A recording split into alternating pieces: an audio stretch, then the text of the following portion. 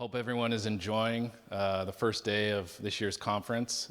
Like I said, it's great to see a lot of you who I've met over the years and a lot of new faces as well. So welcome to the last session of the day. We're going to be covering permitting and managing multi-jurisdictional projects.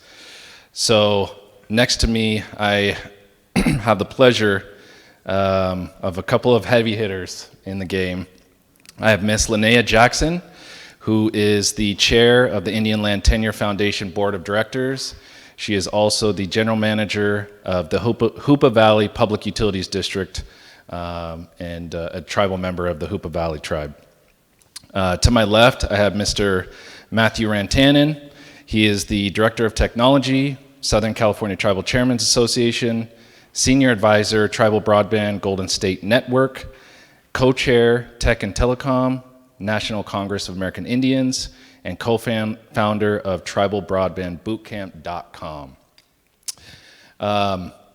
As you probably already know, I'm the chair of the National Tribal Land Association, and for this session, I am a federal program officer for the National Telecommunications and Information Administration, Office of Connectivity and Growth, Nation-to-Nation Coordination, specifically for the Tribal Broadband Connectivity Program. All right, so here's our agenda for today. We're going to start with some broadband program updates from the federal side. We'll give you a brief overview of where we're at with these programs. One thing I do want to acknowledge is we realize the amount of funding and information that is coming your way, and so we're certainly sensitive to that. So if you have any questions, after this session, please come and speak to any one of us, and we'll be able to provide you some more information. Then Mr. Rantanen will provide an update on the state broadband initiatives, give you an update there. Then I will jump into permitting and rights-of-way, which is really just an intro into understanding what permits and rights-of-way are, requirements for applying for rights-of-way and permitting, and just best practices on how to work with your project team and your partners at the federal, state, and local level. And then we'll have the tribal case study. So Ms. Linnea Jackson will have a deep dive into their specific project. They were one of NTIA's awardees, and they have several other broadband projects that are going on at the same time. So she's going to provide some real world examples of how to navigate through these issues. And then we'll open up for Q&A. I hope we have some good dialogue with you all, answer questions, and have a good conversation for the remainder of the time.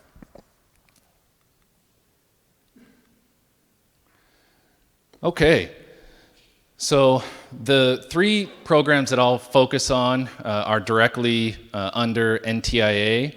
The first being BEAD, the Broadband Equity Access and Deployment Program. That is a total of $42.45 billion. Just as a intro, I forgot to mention that this funding came through the Investment in Infrastructure and Jobs Act, otherwise known as IJA. And so the intent and goal of this funding is to connect every American with affordable, reliable internet service, okay? So BEAD is specific to the states and have access to this money. Digital equity is total of $2.75 billion.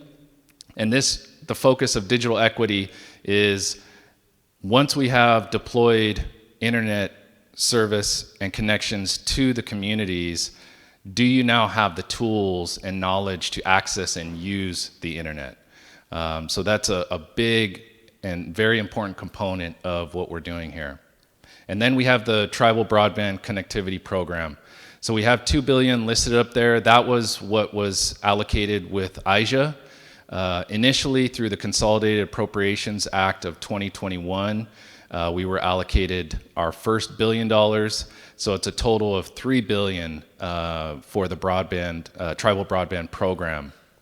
Update for our program, we have awarded 135 projects for a total of over $1.7 billion.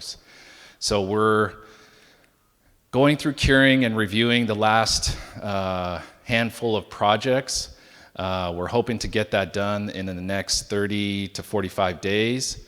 We also have the second NOFO that has been submitted to clearance by legal, and so we're hoping that is released sometime in the end of spring. We're looking at around $1 billion for that second round.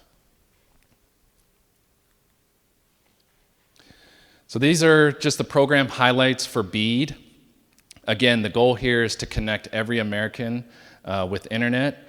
Eligible uses that are with this program: planning for deployment of internet, deploying or upgrading internet, installing internet in multi-tenant buildings, implementing adoption and digital equity programs, workforce and job training. So one of the important components of this law that developed these programs was tribes must provide consent. In other words, they must approve what the state's plan is to connect their residents, okay? So it goes beyond tribal consultation as a requirement. Tribes have the ability to actually approve what is being planned for in their communities, and states are bound to that. Let me touch on just a timeline. So currently some states have started their tribal consultation. There has been a significant amount of outreach, but not formal tribal consultation yet.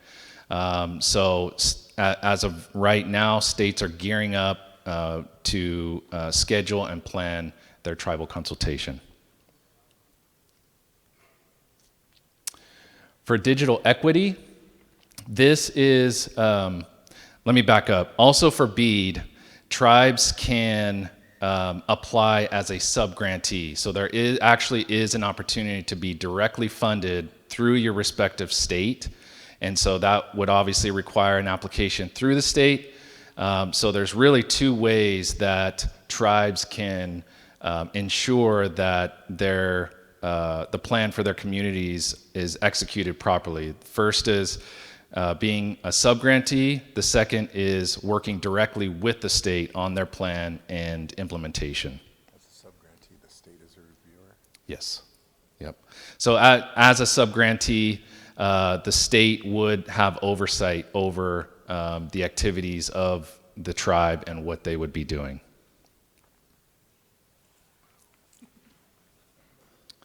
Okay, digital equity. The total funding for this is $2.75 billion. And again, the focus of digital equity is to ensure that communities have the tools and knowledge necessary to use the internet once the infrastructure is deployed. So that can be anywhere from workforce development, training, education, issuing of devices such as laptops, computers, tablets, anything that is going to ensure that new infrastructure is being used to its ability. So this is a very important component. There is a competitive component of digital equity where tribes can apply in a competitive nature to develop their own digital equity plan. So one of the important things and what we're encouraging tribes to do with these plans is work with your state.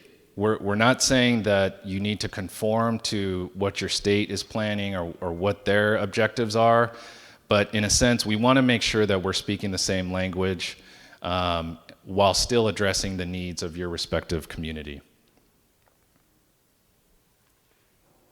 Okay. So there are many ways that tribes can participate in these programs. So again, engaging with your states are critical. States are beginning to roll out their tribal coordination plans. So you should see meetings with your states starting to pop up, whether it's through your broadband office. Our tribal team has dedicated our individuals to specific states. So I'm from California, so I'm assisting with the BEAD and DE activities run by that program. So if you have any questions or are interested in getting more information, there is a tribal program officer that is assigned to each state, and then there are also BEAD and DE program officers that are specific to their program and handle those specific programs. We're sort of like a liaison where we're connecting tribes to BEAD and DE, connecting them with the state. Some states are very good with their outreach and communication. Some need a lot of help. And so I see some smiles out there, so I know that you understand what I'm saying. So these are some of the ways that tribes can engage with both BEAD and DE.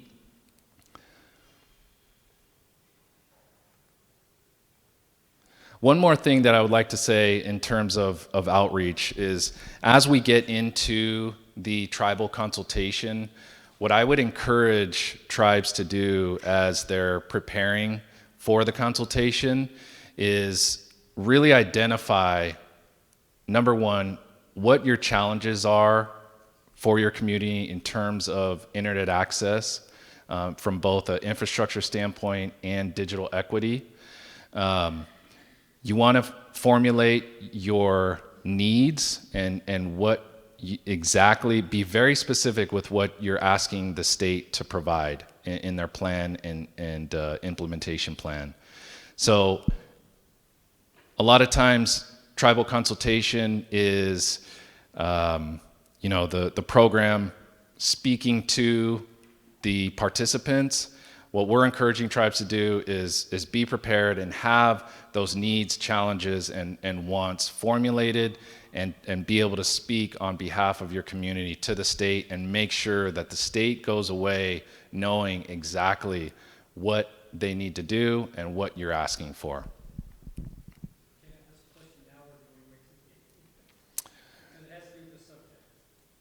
Let's, why don't you hold off as a general announcement? If you could just hold off on your questions till we get to the Q&A, we'll address that as we go.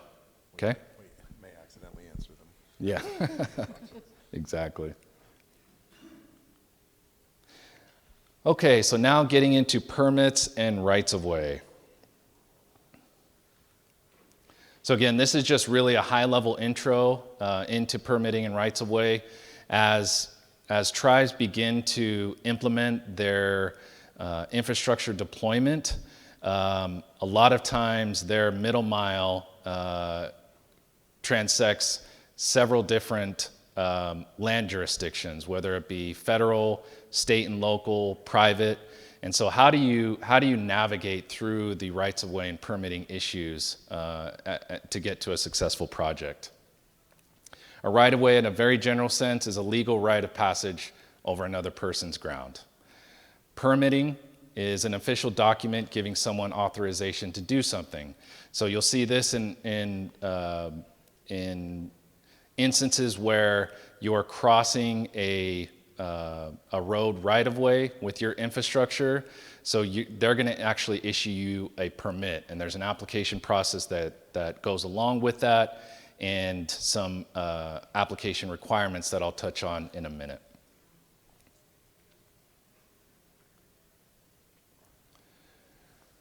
Okay, so these are some of the documentation requirements for rights of way and permitting. Again, this is very general in nature, but from a general sense, this is what you can anticipate. So typically, an application is required, whether it's a right of way or permit. a legal description, so where is this infrastructure being constructed? What lands is it going to be impacted and encumbering? You're going to need owner consent. So if you're crossing through any lands that are owned by someone else, you're going to require consent from the owner.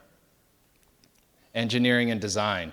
You'll see this in both the rights-of-way and permitting space, but if you're getting an encroachment permit through a right-of-way, they're going to ask you for the engineering and design so they can see exactly what the impacts are or the potential impacts to existing infrastructure within the right-of-way. Environmental and cultural study, you guys are well aware of the requirement here. Depending on the agency that is in charge of it, the timeline on this could vary greatly.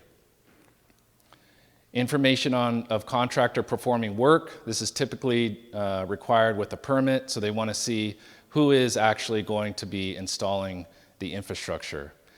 Bonding and insurance, they want to see and ensure that the contractor is bonded and insured for the specific project.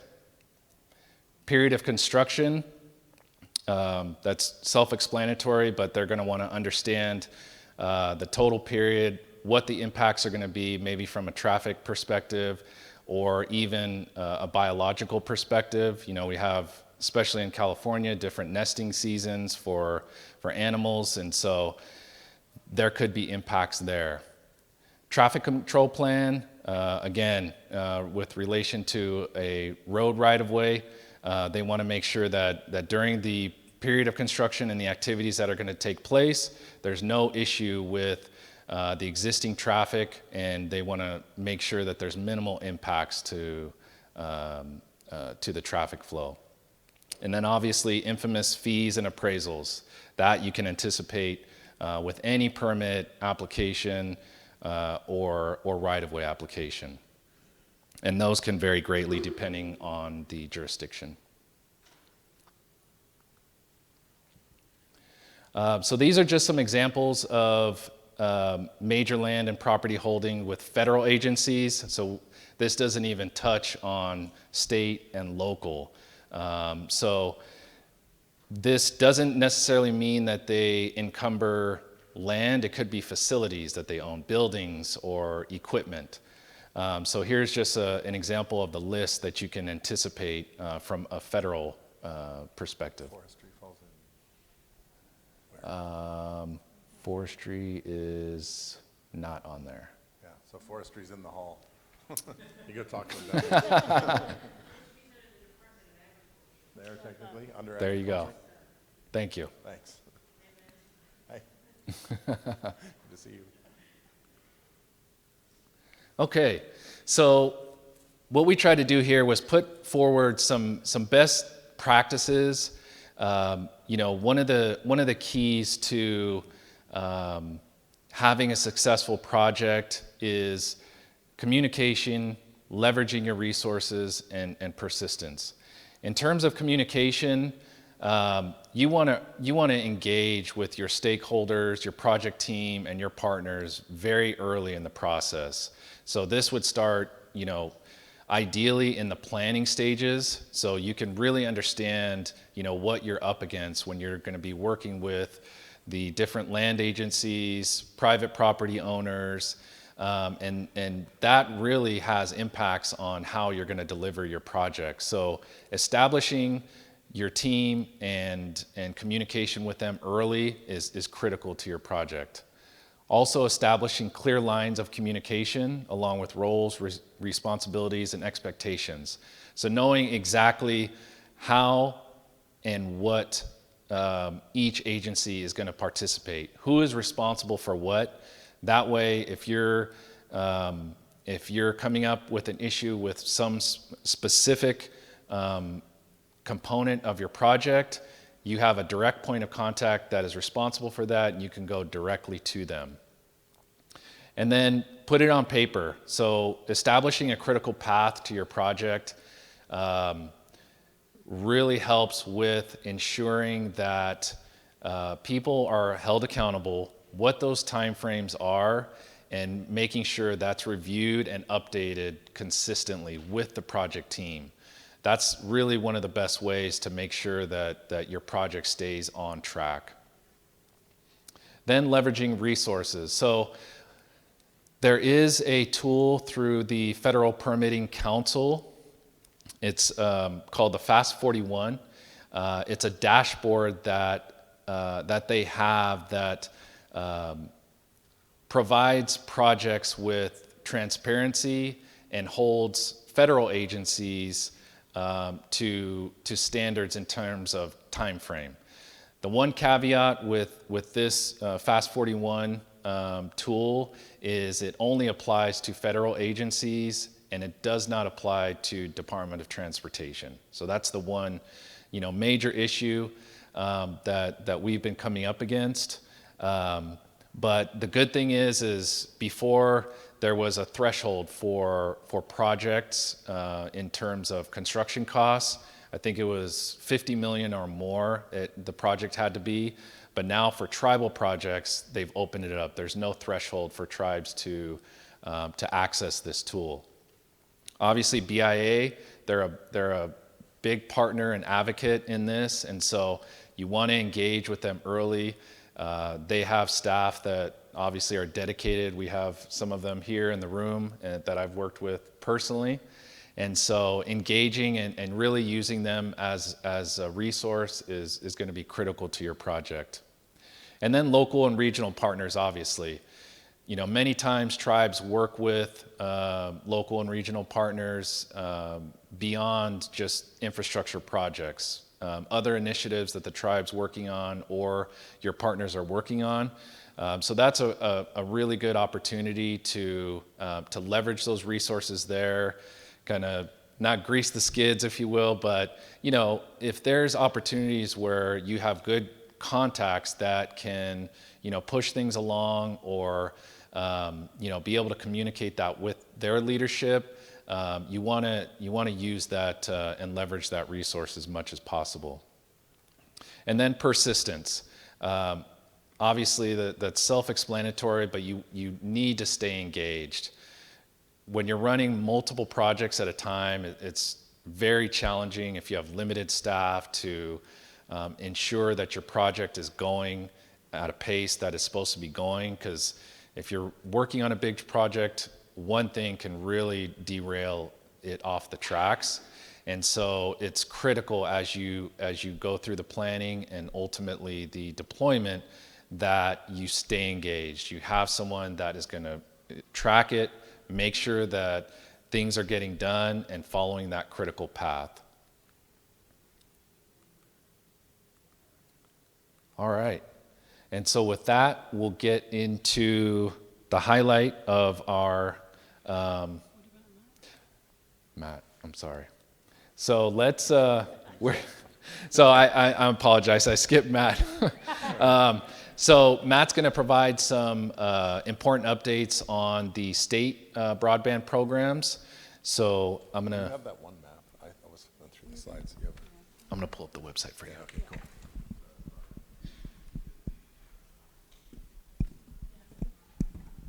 I'm just here to look pretty.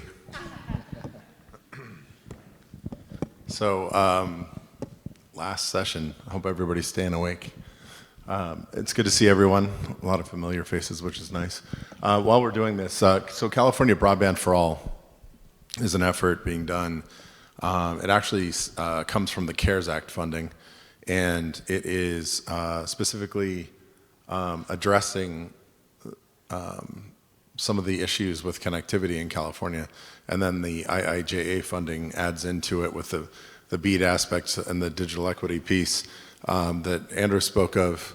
And I was going to touch a bit on some of the state opportunities that are here in California, but I wanted a show of hands how many California tribes are being represented in the room today.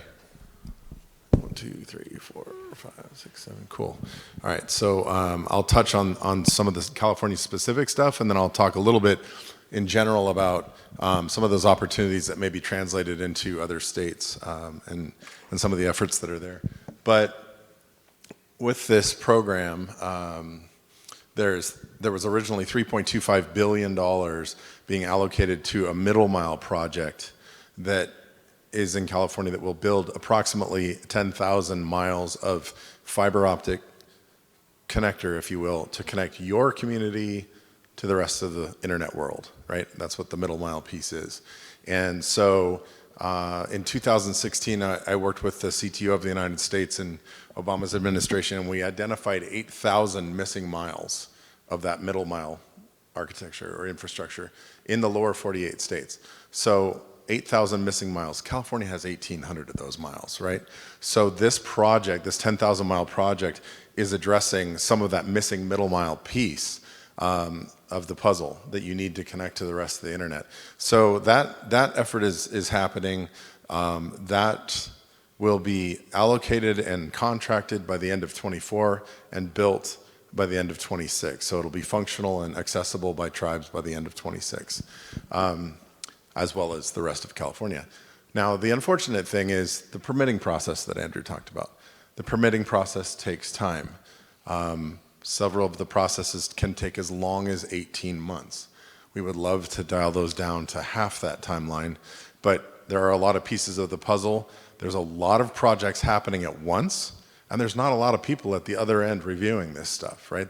They haven't had the ability to staff up an entire department just to review because the rest of us are out there building like crazy. There's still the same handful of people in some cases reviewing those things. So make sure you are efficient, make sure that you are in communication, make sure you're very clear with what you're asking and what you're doing, and stay on top of your projects. Tribes have never been in a situation where we've had a greater lack of trustable partners or more sharks in the water chasing our dollars. And in my career, and I've been in broadband for 21 and a half years, I'm a recovering graphic designer, but I've been in broadband for 21 and a half years, and in my career, and I imagine when I'm done with my career, we'll never see this type of money flow again towards broadband and directly to tribes. So let's manage that money well. Let's make sure we don't get taken advantage of, and let's make sure that we help the agencies that are helping us get these permitting processes, with efficient and as smooth communication as possible. So in California, that middle mile project is happening, and I am reaching out to all 109 tribes. If you're in this room and you have not heard from me yet, please come up afterwards and let's make an opportunity to connect, because I am me and there's 109 of you, and that's complicated. And I'll walk through those processes, and I'll walk through some of this stuff specifically as well. But the state of California has a last mile effort as well. So they carved off part of this SB 156 bill that they created, that the governor signed into effect, that had that middle mile piece into it. They carved off a couple $2 billion to be able to do last mile, which is to the home, right? The fiber to the home or the internet to the home. So there is $1 billion for rural, and there is $1 billion for urban. And I don't know where your tribe is, but I'm pretty sure this one qualifies pretty close to urban, that might be able to access urban funding. But rural tribes have access to $1 billion in California as well. So that runs through the California Public Utilities Commission. And I can get people in touch with the person there that will walk you through that process. So California tribes, her name is Karen Eckersley. I'm just going to throw it out there. And I'll give you contact information or introduce you if you need it and you haven't gotten there yet. Very, very strategic person to know in California. So with that, there is a couple pots of money, and there's a big effort happening, plus all of the federal stuff that Andrew mentioned, which is very important. Another round of stuff. RUS has new rounds of their Connect and Reconnect programs coming up. Treasury pushed the due date of February 28th to April 28th on the LATSC. Is that what it is? The one from Treasury. So Treasury had 167,500 earmarked for every tribe, and that passed. But there's another pot of money at Treasury that had been pushed a couple times, and it has a little bit more open-ended scope that you can apply for. There are only 67 tribes that haven't applied for it. So if you don't know about that, let's find that out. I think I have the list on my phone. It was just sent to me by Danae Wilson, the broadband director for the president's office. And we are working very hard to try to educate as many folks that there is a technical glitch deadline extension. I think that was a benefit to the tribes, but it's brilliant. So there's another, you got another full month to go. That's another key piece. And then I think I want to tie some of this together, this thought process, and wrapping your head around what is this monster that we're dealing with when you're still trying to roof your houses and bring electricity and water to your people and maintain food resources and roads and all of these other things. Broadband is that thing that kind of ties all of those other efforts together, that gets you access to the rest of the resources of the world, that gets you access to new technology in education, new technology in management, efficiencies, managing water resources, managing fuel resources, and green energies and things like that. And it gets you connected to other communities and other examples of ways to do things.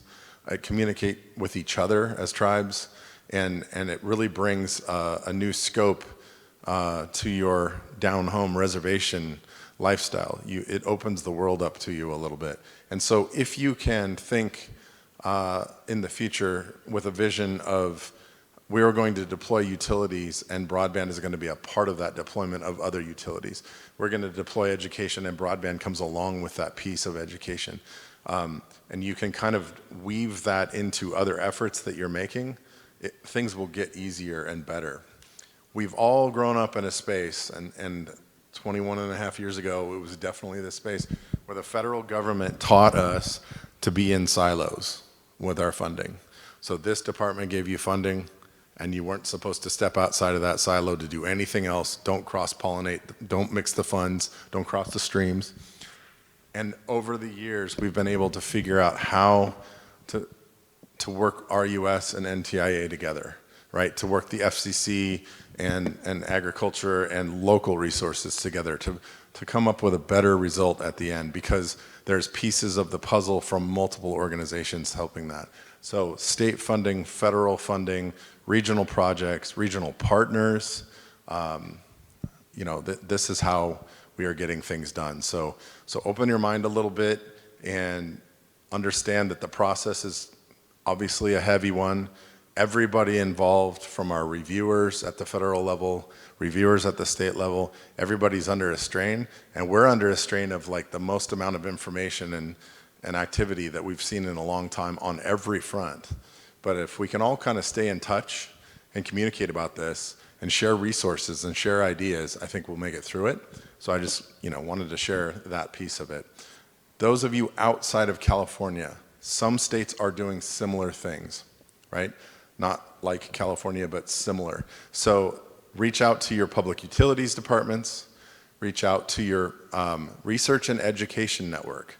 That's not a very common thought process for most tribes, but the research and education network for each of the states is trying to do outreach with their tribes. They may be the closest access to existing fiber in your state, and they are now having a mind shift of, used to be higher education, now they're thinking about, okay, how do we connect tribes? How do we connect communities that don't have access to these resources that we've been supporting for years?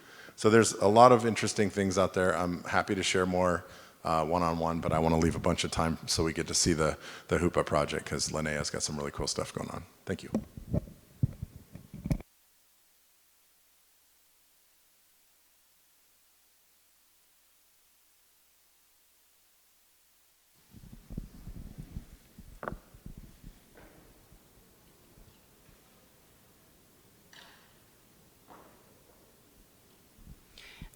While he's pulling that up, I wanted to commend these two gentlemen here because they are full of knowledge and they're willing to share that and help. And I really appreciate the partnership and the ability to know these guys because they're doing some great work. So I just wanted to appreciate them while I had a chance.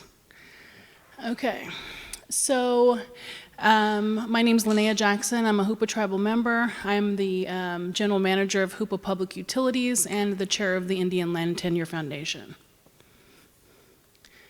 So this is a picture of our beautiful reservation. If you don't know where Hoopa's at, we are in the northernmost California. It's not the Bay Area. Sorry to say that. It is about 6 hours north of that. The real Northern California. As you can see, it's beautiful, it's rural, it's mountainous. There's a lot of nooks and crannies. There's lack of, line of sight. So our topography, kind of prevents us to have the ability of high-speed internet as is, and so that's what we're working on. Here's just a little map for reference. Right now we're located in the southernmost regions, and Humboldt County is highlighted there. Hoopa Public Utilities is a chartered entity of the tribe, and we were established in 1982. So for the past 41 years, we've been providing foundational utilities to the reservation. That includes water, solid waste management, water septic installation, broadband, and we're working on some energy projects as well. And you'd be surprised how broadband, like Matt said, is the bridge to everything. We need that for SCADA, we need that for data transmission, we need that for the energy projects, we need that for tribal government authorization, telemedicine. So that's really, the bridge for everything. So I would say that Hoopa's broadband journey really started in 2018. The CENIC, which is the California Educational Network, provided a grant, and Hunter Communications was awarded the grant for the installation. They installed fiber from school district locations, and at the time I was working at Hoopa Land Management, and that's when I was kind of brought into this world because we were working on the right-of-ways and easements. At that time, the contractor was unexperienced with working on federal land. They didn't understand tribal consultation. They didn't understand the fact that when you pass that reservation line, you're in a completely different jurisdiction. And so we kind of had to bridge and educate, if you will. And I don't think it was intentional. I just think it's a lack of understanding. And that's when the tribes really have to step up and assert your jurisdiction and let them know there are certain ways to operate on the tribe, and this is what our expectations are. So all in all, though, having fiber along the 96 corridor was an opportunity for the tribe to then pay for our own fiber infrastructure so we could provide an intranet to our tribal departments. So that span there is about 11 miles. And every year there are landslides, there's wildfires, there's trees that snap from snow, and the line goes out. So although this is amazing to have, what's going to be best resilient for us is to do underground fiber, and that's something that we're working on, and that's just a fact of life with our environment. So that was the CENIC grant, and that was completed in 2019. So when I was working at Hoopa Land Management, I had the opportunity to become the general manager of Hoopa Public Utilities. So I kind of took the project with me from realty over to the utility, and it made perfect sense for it to live there because we already had billing for our customers, we already had that structure, and it made sense because we're providing utilities to our reservation as well. One of the things that I did not know about at that time was to negotiate indefeasible rights of use. What are the tribe's plans? Because COVID hadn't hit yet. I didn't know that we would have the opportunity to seek funding to become our own provider. What does that look like? What are the tribe's goals? So there were some missteps happen that 4 years ago I would do things differently now, and that's why I think it's important to kind of express those things because you're only doing the best with the knowledge that you have at the time. So basically the tribe paid for the fiber installation to network 31 tribal departments, which allows us to transmit data, allows for connectivity, and it allows for better government services. So we paid for our own fiber, but then we don't own it, we don't manage it, and we pay a managed fee every month. So that was another segment that we went through. So fast forward to 2020, and we were working on a CASF grant, and this is from the California Public Utilities Commission, and it was for aerial fiber on 3 segments of the valley. So Hunter Communications, again, we've partnered with them for several years. We've kind of taught them how to operate within our tribe. They were actually the awardee in partnership with Hoopa Public Utilities. And so it's a little bit hard to see, but you can see aerial fiber that was installed in 3 segments of the valley. So learning lessons from that. I probably would have started the right-of-way and easement process like day 1.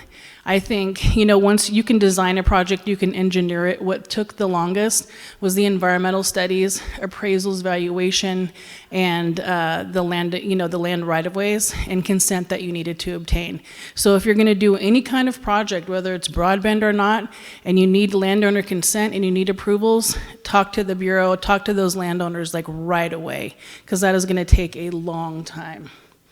So that's one thing I would mention on that.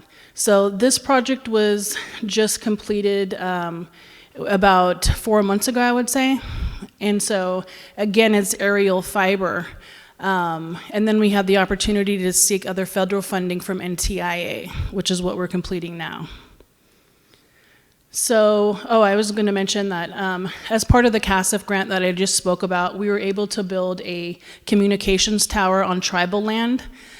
Which was amazing because in our region, the only connectivity right now is through wireless hops and wireless towers, which isn't the ultimate goal for high-speed internet. We want that lit fiber, but right now until those projects are built, this is the mechanism for us to get high-speed internet into the valley.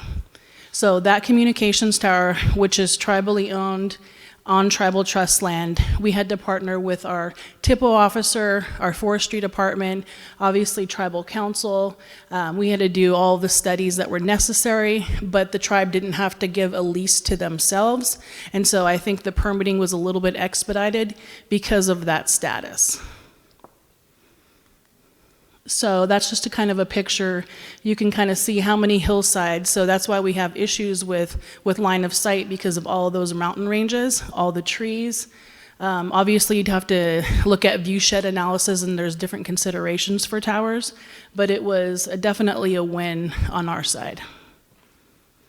And I just want to mention that it's off-grid, so we have a solar battery generator up there, which is necessary in our region. And then that gets into the energy world where all of these projects bridge together. So fiber to the home is the ultimate goal. Just for lack of time, I didn't have time to do an NTIA slide, but the Hoopa Valley Tribe was awarded $65 million from NTIA, and it's for fiber to the home, data center, network operations center, a new communications tower, and workforce development. So we have 2 years to complete this, and then we are going to request an extension for an additional 2 years. So if you think about the whole build out, so each one of those yellow spots is a home within the valley.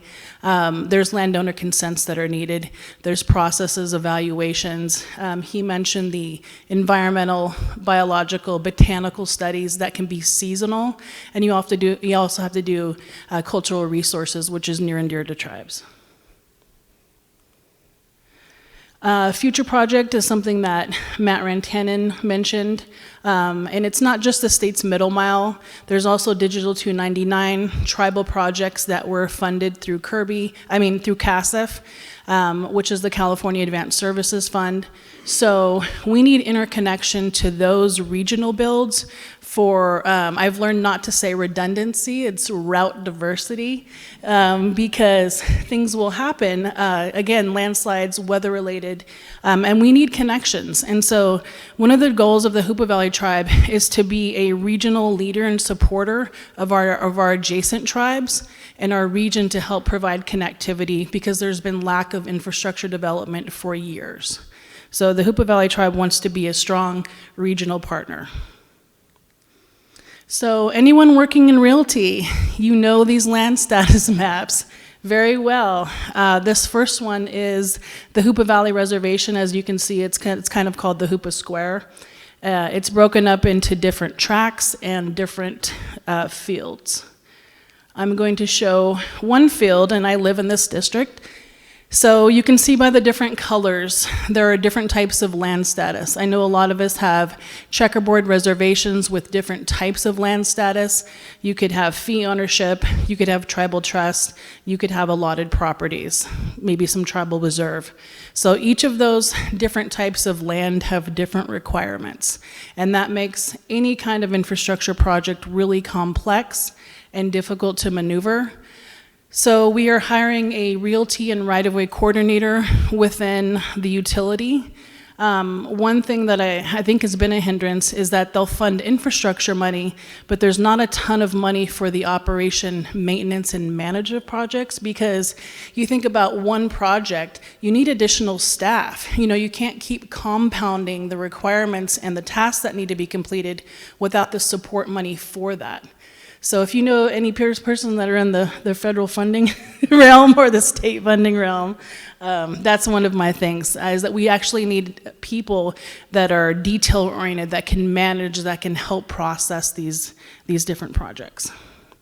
So again, I'm sure a lot of your land base looks the same with different types of land status. So our next steps, he mentioned these, but you need permission from owners regardless of the type. You need surveys of that right-of-way, appraisals of the right-of-way, environment, cultural, botanical, coordination with your TIPO or SHPO, coordination with state, local, and federal agencies, and public notification and community involvement. I cannot stress this enough. If tribal members are getting, right-of-way letters in the mail and they have no idea what it's for, that integration, whether it's social media, whether it's public meetings, whether it's some kind of videos you can put online, so they have a greater understanding and feel invested that this is what it's going to achieve, so they don't feel like they're signing any kind of rights away, on their land. Because even if they own like 2%, they really have a vested interest in that. And I find that public communication is going to be key to any project. So what are the lessons learned? So identify what your tribal goals are, not just for right now, but think ahead for the future. Do you want to partner with an outside company? Do you want to own it yourself? Do you want to own and manage your own broadband division? What does that look like? Do you have a building? Do you have staff? Workforce development? I think that we were just kind of identifying what we needed in that moment and weren't looking at future possibilities. So don't be scared to think big at all, because we made that misstep. You want to identify landowner status and landowner consent. You want to, talk to your Bureau of Indian Affairs or who your local agencies are. And you want to develop strong GIS, land database skills. Develop that tracking database for land. Is it in Smartsheets, Excel, whatever you're comfortable with? You're going to need an organized manner to deal with that. You're going to need to negotiate right-of-way compensation through surveys and appraisals. Do that early. And again, coordination with local, state, and federal. And that is the end of my presentation. Okay. So just to clarify a little bit, you have an independent department that your tribal council has decided can act independent of the tribe within a certain budgetary restriction and a certain, you have guidelines, right? Yes. But you can operate within those guidelines, and you don't have to report home every time the wind changes, every time you got to get $1 out of the the piggy bank. How is that different, or how has that made it easier? Because I know it's easier. How has it made it easier for you? And can you reflect on those tribes that may not have that opportunity and have to look at going to council every time? What are some processes that potentially could put in place that allow a council to vote on something that's more future thinking and doesn't get trapped in each election cycle? Right. So Hoopa Valley Public Utilities has our own board of directors, and that is appointed by the tribal council, but there's 5 members, and our charter says that that is our governing body as opposed to the council. Obviously, council and the tribe is the overarching parent of us, but that gives us flexibility, so we're not on an agenda, with 50 other things for multiple departments. We can make that decision internal, and then I think that me as the general manager, per our charter, I have signatory authority, up to a certain parameter, and that just alleviates the bureaucracy internally, and then we can inform our board, provide them documents so they can make informed decisions, but allowing that flexibility of having a separate governing board, I think, is key to being able to facilitate things at the speed of business rather than at the slowness tribal governments can impart at times.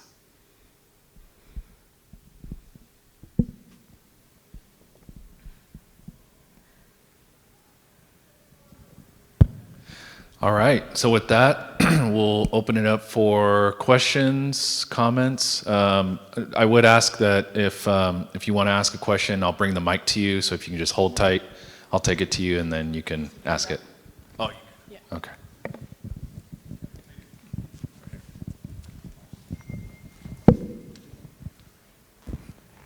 Thank you. Actually, I have two questions, but the first one, I'll just give you one. My name is Bill Fenton. I'm from the Osage Nation. I'm the IT director there. So all this stuff is very near and dear to my heart. We've been doing broadband now for a while. The BEAD program is through the state, and the tribes are a subrecipient to the state. I would like for you to talk about how that and tribal sovereignty are not in conflict, because I know, at least for me and our tribe, that was a big question for me, was, am I, as the IT director who's applying for this grant, am I paving the way for us losing our tribe, right? So if you could talk about that, I'd really appreciate it.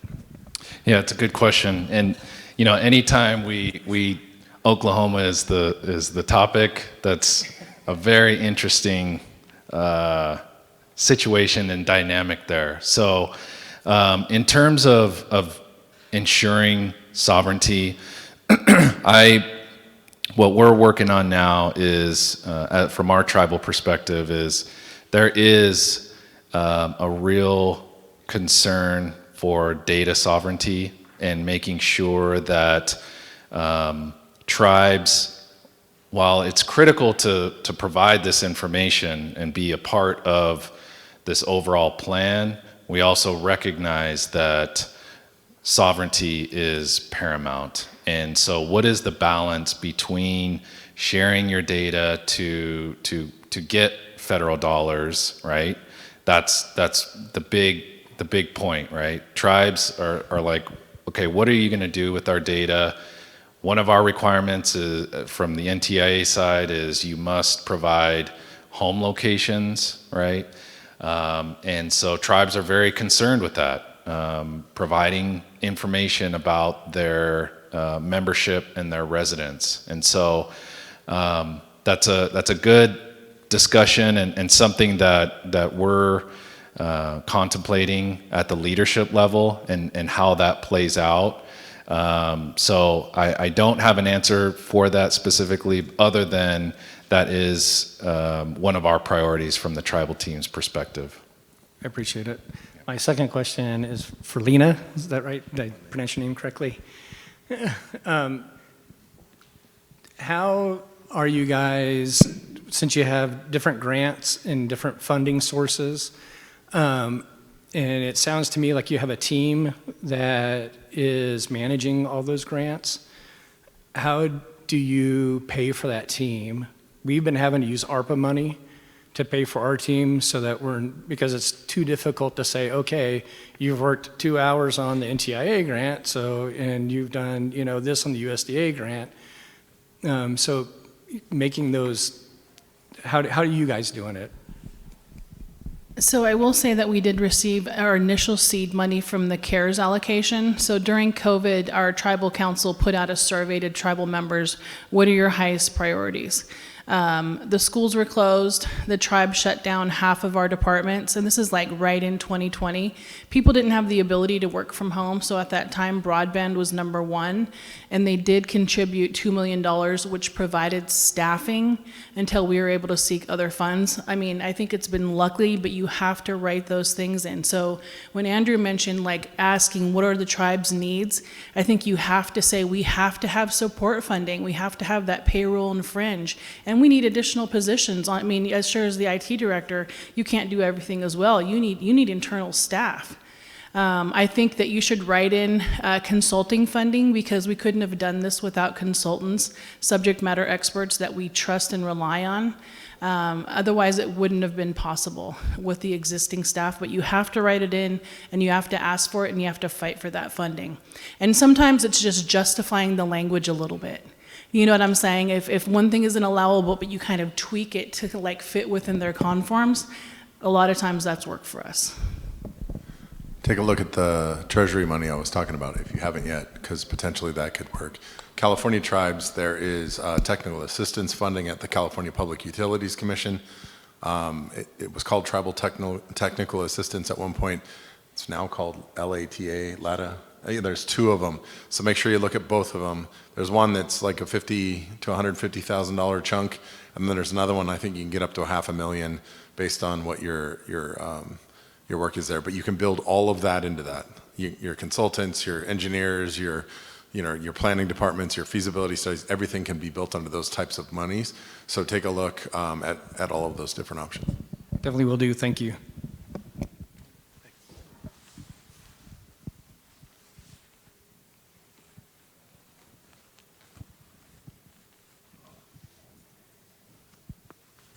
Well, since I've got Andrew sitting here, is it true? I just heard from somebody that is at the NTTA, which is the National Tribal Telecom Association conference in Gila River right now, which I just drove in this morning, that the timeline on the delivery of the Tribal Broadband Connectivity Program grants will be the individual tribes looking at their dedicated 500,000 first will be announced, and then consortiums of tribes on that level. Adam already said that on stage. So, you know. So this is what Matt is referring to is the final awards that will be given for the first round. So part of our program is a equitable distribution component where tribes were awarded up to 500,000 if they passed the merit review. So those are the awards that we're reviewing now. And so they're really broken up into two categories: single tribes who are going to be given up to 500,000, and then consortiums. So the goal is to release the single tribe awards for equitable distribution, and then move forward with the final consortium awards. So that will wrap our first round of funding. So the full funded awards are done and have been released, and we're now focusing on the final equitable distribution portion of the first round. We will have equitable distribution in round two. Just because you were awarded equitable distribution or a fully funded project, you are still eligible to apply for the second round of funding. There's been, through tribal consultation, we heard a few, priorities for the tribes, if you will. Number one was there going to be a prioritization for tribes who were awarded, tribes who were not awarded in round two? And so that will be part of the second NOFO, is not necessarily, if you are fully funded, you're going to go to the bottom of the list. Applications still have to be reviewed on their merits, but we'll still have the equitable distribution in availability in the second round of funding. And again, we're going to be working with about $1 billion. That's still not going to be and satisfy the need We were given $3 billion, and we got almost $6 billion in ask, and that wasn't all the tribes. That was half. So there's still a gap that we have to fill, one of the other challenges that has surfaced is inflation and increase in costs, and so that is a topic that's being discussed by leadership and how we're going to address that as the awards are implemented, not only for the first round, but for the second round of funding. So that's why I really say, the tribal broadband program is a great program, but you really need to leverage the other funding sources, both at the federal level and your state and local level. Yeah, diversify where the money being spent on the total project, where that pot of money is coming from. Spread it out over as many different sources as possible so that you get the biggest bang for that dollar. We're seeing construction prices double. We're seeing assets like electronics and fiber and conduit and things like that. We're seeing people that are new to the game to come in to make those orders. 18-month timeline waits. So if you're planning on doing this as the same time you hand your BIA documents in, you might want to order your conduit because it might be, you might be timed out just right. So, be wary of those things. There's a lot of moving parts, and any one of those can push you 2 years later than you should be. And everybody's on a clock. So let's make sure we're looking at all the components.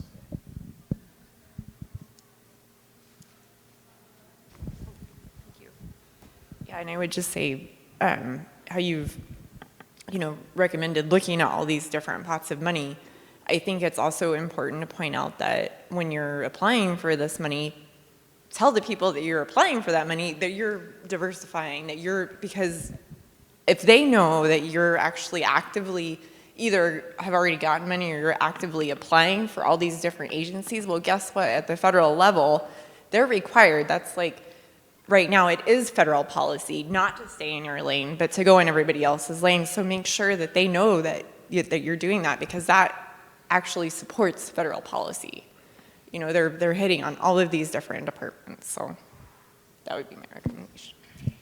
You don't want to apply anymore in that siloed mentality where you're like, I need technical assistance to solve X, and not explain the fact that this is part of a bigger picture, that your total solution is to bring broadband to all of your people, and solve your community's communication needs.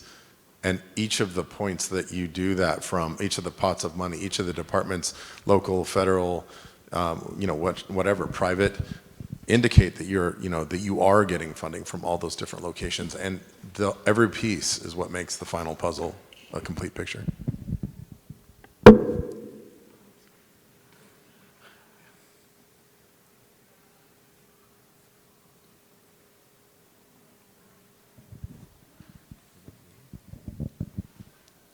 All right. Anybody else? All right. So with that, I think we'll wrap. We'll give you 20 minutes back. So want to thank you all for attending this session today. Really appreciate your feedback and the questions. Be on the lookout. What I will say is the tribal team puts on the Tribal Broadband Leaders Network every first Thursday of the month.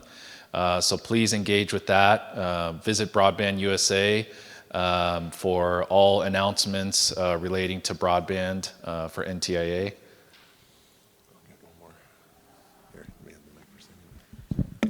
Also, if you're a California tribe, the state of California, the Department of Technology, and the Broadband for All effort is actually doing 20 regional meetings, 3 tribal meetings, southern, central, and northern, but in their other meetings, they're integrating tribal aspects as well. So there will be a regional meeting within the next 6 months regarding the BEAD and the digital equity funding program. So with 109 tribes, the individual tribal consultation can take place, but you have to engage them and make sure that your message is heard. Great point. All right, I want to thank my esteemed colleagues for participating today and providing their expertise and insight. Thank you all again, and we'll see you in about 15 minutes. All right, thank you.